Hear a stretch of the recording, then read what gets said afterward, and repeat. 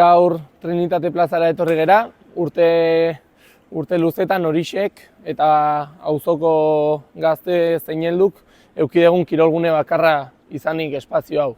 Bertan, euria egiten duenean eta horrela ez dugu ez babesleku ez aterpe duen kirolgunerik. Azken hilabete eta azken denboraldi honetan Bretxako aukera eduki dugu, bai Bretxa kirolgune berri hori, eta hasiera batean ideia ona eta polita zena, konturatu gera ez dituela auzo honek behar dituen beharrak eta nahiak asetzen. Izan ere, Orixek kudaketa eduki du azken hilabete hauetan, haien aurrek, bai eskolaz kanpoko ekintzak burutzeko. Pistetara igotzen baldin bagera, konturatzen gera bakarrekan ja sarbidea ez dela egokia eta ez dela erosoa.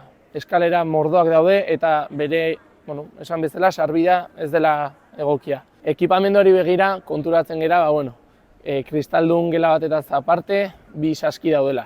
Eta saskiei erreparatuz gero, haien funtzionamendua ez da guztiz, ez da funtzionala. Izan ere, finkoak daude. Horrek eragozten du aur, zein heldu eta gazteek, altuera desberdinean kokatu beharreko kanastak finko mantentzea. Orduan, peluzera begira partidoak edo jarduera desberdinak egin nahi balin badira, ez burutzea esan nahi du. Horretaz aparte ere, aldagelen kontua daude.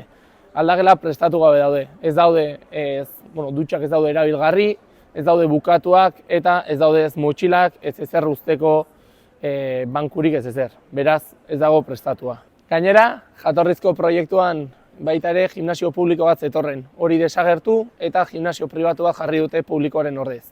Beharra oraindikan iguala da, bera da auzotarrentzat. Beraz, gimnasio publiko bat ere exigitzen dugu auzotarrek estantzia horretaz goza dezaten.